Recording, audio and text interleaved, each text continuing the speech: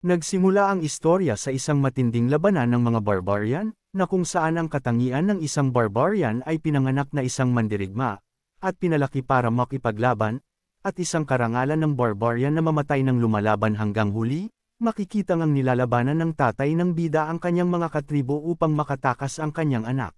Sumigaw nga siya sa kanyang asawa na ihanda niya na daw ang mahika para makatakas ang anak nila. At hindi nga nagdalawang isip ang nanay ng ating bida na simulan ang pag-chant ng mahika para makatakas ang anak niya. Sa kabilang banda naisip ng ating bida na ang kanyang tatay ay isang dakilang mandirigma pero kahit sa pinakamahirap na sitwasyon, ay nagawa pa rin daw silang pagtaksilan ng sarili nilang tribo, at ang kanya din daw tatay ay nakipaglaban hanggang huli para sa kanila at sa kanyang dignidad bilang mandirigma. Makikita nga na matagumpay na na-activate ng nanay ng ating bida ang mahika para makatakas ang kanyang anak. At ang pangalan ng ating bida ay si Aiden. Sabi ng nanay niya sa kanya na mas ligtas daw sa ibang dimensyon kesa sa lugar nila kaya sikapin daw niya na mabuhay, at palayo na nga ng palayo si Aiden, at biglang sinigaw ng tatay niya ang kanyang pangalan at sabi neto sa kanya na sikapin daw niya na maging malakas, para walang mang-aapi sa kanya at siguraduhin daw niya na siya ay mabubuhay sa ibang dimensyon. At naiiyak na tugon ni Aiden sa kanyang tatay na sisikapin daw niya na mabuhay, at sa huling sandali, nakita ni Aiden ang kanyang tatay na walang pinagsisisihan at walang takot na sinugal ang kanyang buhay bilang isang tunay na barbarian. Sa kasalukuyan sa Earth, makikita ang isang grupo ng kabataan na mayroon silang pinagdidiskitahan na isang mayamang estudyante, at ang pangalan niya ay si King Jin-tae. Makikita itong nakaluhod at sinabi niya sa mga kabataan na hamarang sa kanya na huwag nilang gawin yun, dahil may mangyayari daw sa kanilang hindi maganda. Sabi ng isang lalaki kay King Jin kung siya daw ba ay tanga, at ano naman daw ang mangyayari sa kanilang hindi maganda, at tugon ni King Jin-tae na ang kanyang kaibigan ay papunta na, at biglang hinawakan ng lalaki ang ulo ni King Jin-tae at bigla na nga itong umamba para sampelan siya, at sigaw ng lalaki kung sino naman daw ang kaibigan niya, ito daw ba ay nakakatakot or siya daw ba ay isang halimaw. Nang biglang may sumabog ng malakas at tumilapon ang lalaki, gulat na gulat ang mga kasama niya dahil biglang nawasak ang pader, at makikita ang isang malaking lalaki na sumuntok sa pader, at ito ang ating bida na si Aiden at ang pangalan niya sa Earth ay Kang Choldo, at galit niyang sabi sa mga nangbabuli sa kaibigan niyang si Jin-tae na sila daw ay mas asama ang ugali, at namumutlang tanong ng isang lalaki kay Choldo kung anong klaseng tao daw siya, paano niya daw nagawang mabutas ang pader sa pamamagitan ng isang suntok lang.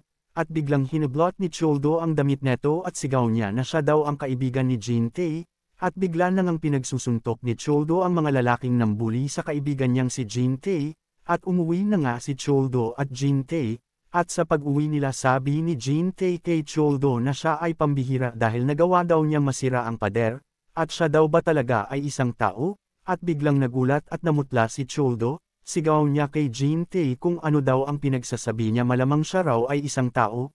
Sa isip ni Choldo siya daw ay napunta sa Earth 10 taon na ang nakakalipas, kahit ganun tagal na ay may pagduda pa rin sa kanya ang kanyang kaibigan, at makikita nga na nakauwi ni si Choldo sa kanilang bahay, at nakakain na ito ng 5 beses at sabi ng lolo niya sa kanya na mukhang kakaunti daw ng kinain niya, siya daw ba ay walang gana at ilang araw na daw siyang ganon.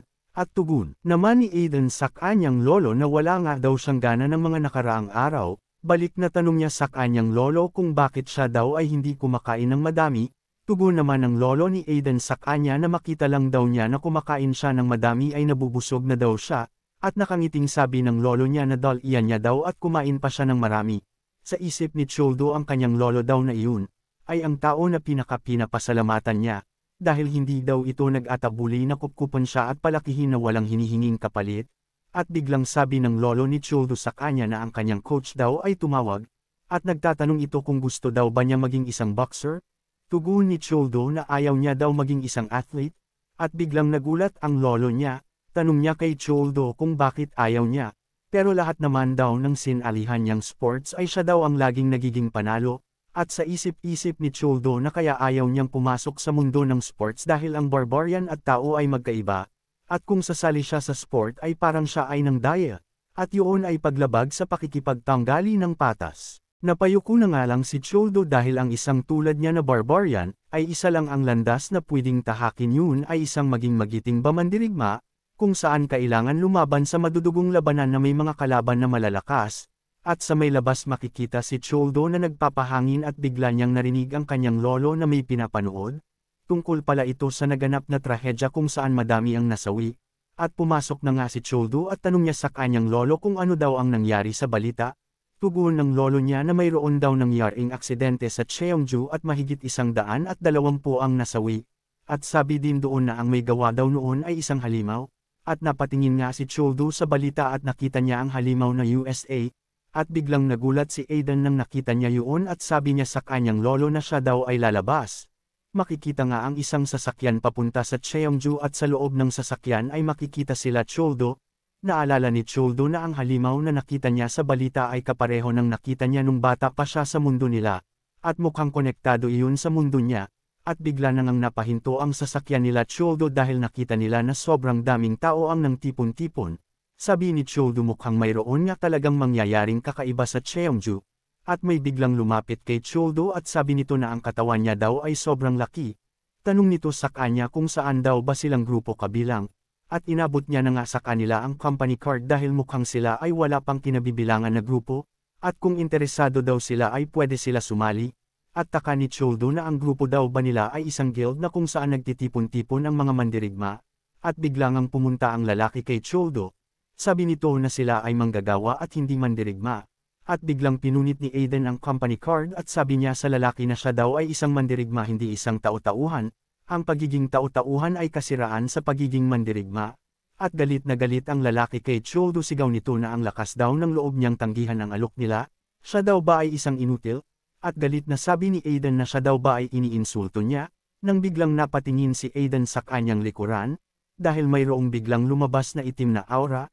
At sabi ng mga nag-aabang na tao nagsisimula na lahat daw sila ay magtipon-tipon na, at napamura na nga lang si Jin Tae sa nasaksihan niya, at takang tanong niya kung ano daw ba ang nangyari na yun, at biglang lumabas ang isang malaking ball ang itim at system window na magsisimula na daw ang apocalypse trial, at nalalapit na din daw ang katapusan ng mundo sa Earth, kaya planetang Nova daw ay tutulungan ang mga nanirahan sa Earth na lumakas, at may bigla nang lumabas na isang malaking portal.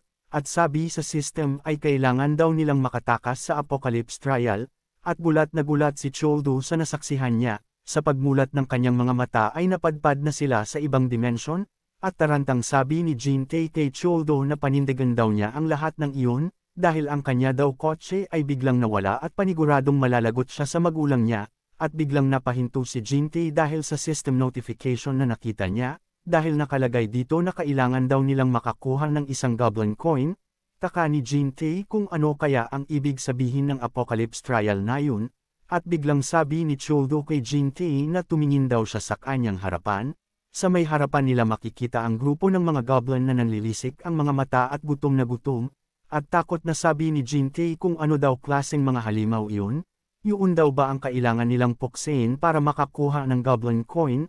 At walang atubili na sumugod si Choldo sa mga goblin, at siya ay tuwang-tuwa dahil magagawa na daw niyang masubukan ng buong porsyento ng lakas niya, at sinipa na nga ni Choldo ang goblin at sa pagsipa niya na yun ay tumilapon ito, at sinugod na ng mga goblin si Aiden, at sabik na nilabanan ni Aiden ang mga goblin dahil ang buo daw niyang katawan ay sabik na sabik sa ganung labanan, at kahit anong apocalypse trial pa daw yun ay gagawin niya. At pinagsusuntok na nga ni Choldo ang mga goblin, at sa isang iglap lang ay napuksan niya na agad ang mga ito, at nang nakita yun ni Jin Tae ay hindi ito makapaniwala, at biglang nagtaka si Choldo dahil biglang naglalaho ang mga goblin na napuksan niya, at may biglang lumabas na isang coin, at nag-pop up na nga ang system na yun daw ay ang goblin coin at yun daw ang currency sa lugar ng Nova, at yun daw ay hindi pwedeng ipasa sa iba, nang nakuha ni Choldo ang goblin coin. Dahil doon nag-pop up agad ang system na natapos niya na ang kanyang quest, at pwede na siyang pumasok sa portal papunta sa Nova, at napalingon si Choldo sa may taas ta kanya kung ang kulay purple daw ba na yun ang portal papunta sa Nova. Sa sumunod na pangyayari makikita na bagbog sarado si Jin Tae at may hawak itong pamalo, at galit niyang sabi kay Choldo ba't daw niyang nagawang itapon siya sa grupo ng mga goblin, gusto daw ba niya na siya ay mamatay. At tugon naman ni Choldo dahil ang goblin coin daw ay hindi pwedeng ipasa sa iba, kaya kailangan niya daw makakuha ng sa sarili niya, at sa likod ni Jin Tae ay may buhay pa palang isang goblin, at bigla itong sumugod sa kanya. Nang nakita yun ni Jin Tae siya ay biglang nataranta, pero mabilis naman itong tinapakan ng malakas ni Choldo, At sabi niya kay Jin-tae ang pakikipaglaban daw ay mabilis na pamamaraan para lumakas. At wag daw siyang mag-alala dahil hindi niya daw hahayaan na mamatay siya. At nagpasalamat naman si Jin-tae kay Choldo dahil natapos na din niya ang kanyang quest. Sa isang dako may nagmamasid na mga sundalo, at nakita nila ang kanilang duffel bag na kinuha ng mga goblin. At sabi ng sundalo sa kanyang kasamahan, "Tara na at paslangin natin ang mga goblin."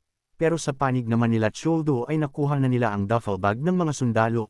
At sabi ni Choldo kay Jin-tae ang bag na yun ay madaming kapakapanab ang nabagay. At mayroon din yung mga pagkain kaya hindi na sila magugutom. At may biglang nagtutok ng baril sa mukha ni Choldo. At galit na sigaw ng mga sundalo kay Choldo na patay ka ngayon. At nang nakita ng mga sundalo na tao ang tinutukan nila ng baril sila ay nagulat at napahinto.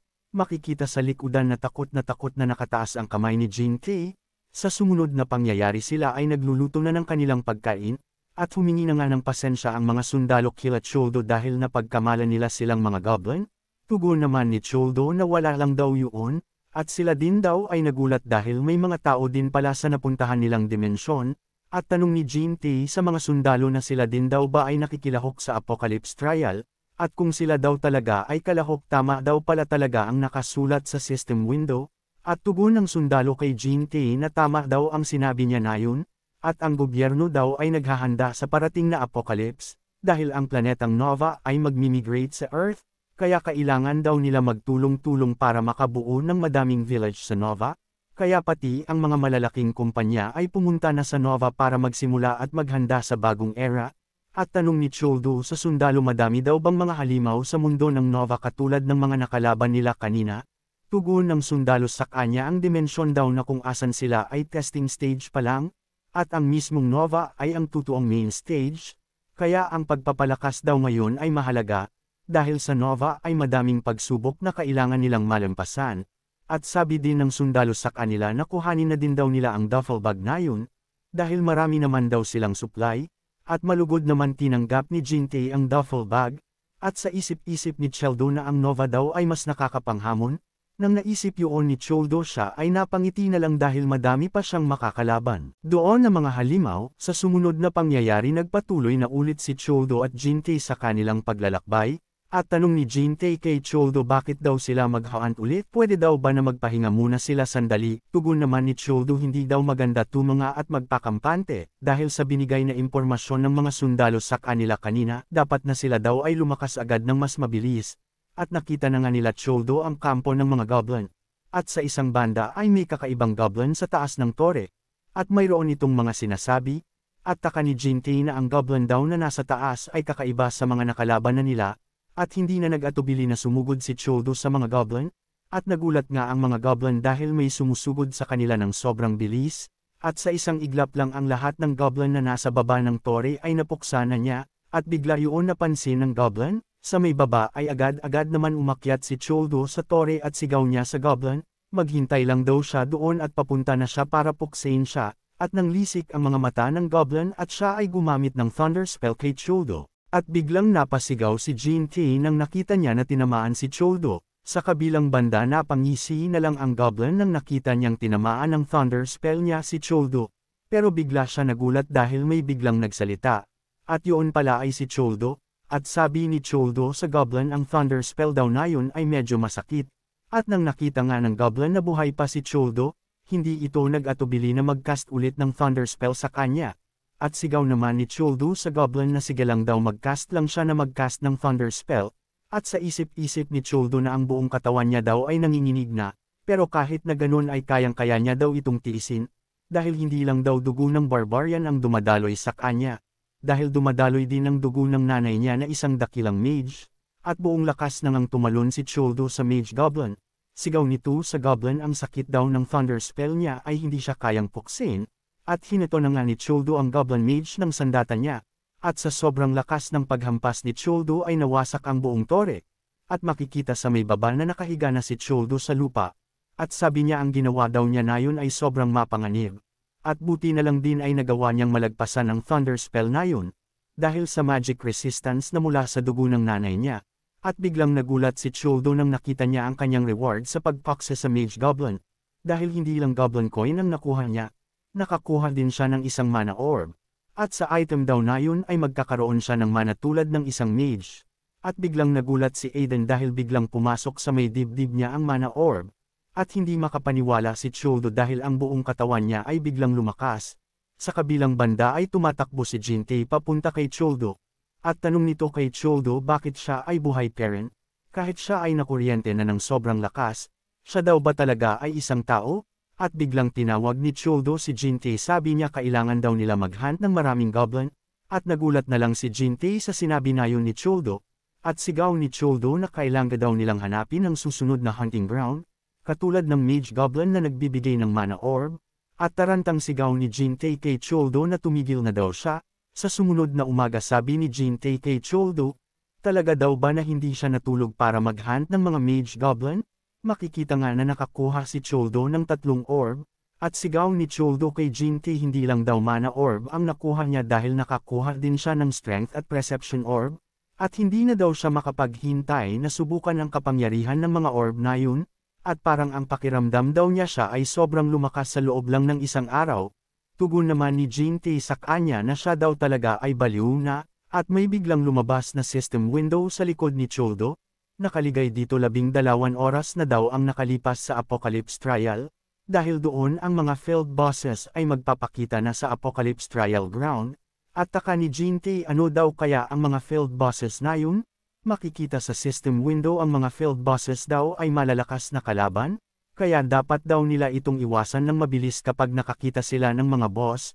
Nang nakita yun ni Jintay agad niyang sinabi kay Aiden na umalis na daw agad sila doon at pumunta na sila sa portal. Pero sa kabilang banda nang nakita yun ni Choldo siya ay tuwang-tuwa nang nakita niya yun, dahil na'y malakas na siyang makakalaban. Sa sumunod na pangyayari ay lumitaw na nga ang isang ogre, at linalaban na ito ng mga sundalo pero kahit binabaril na nila ang ogre ay hindi ito tinatalaban, at hinampas na nga ng ogre ang mga sundalo, at napapikit na nga lang ang sundalo sa huling sandali ng buhay niya, ngunit biglang sinuntok ni Choldo ang hawak na sandata ng ogre, at sinuntok din ito pati ang tiyan niya.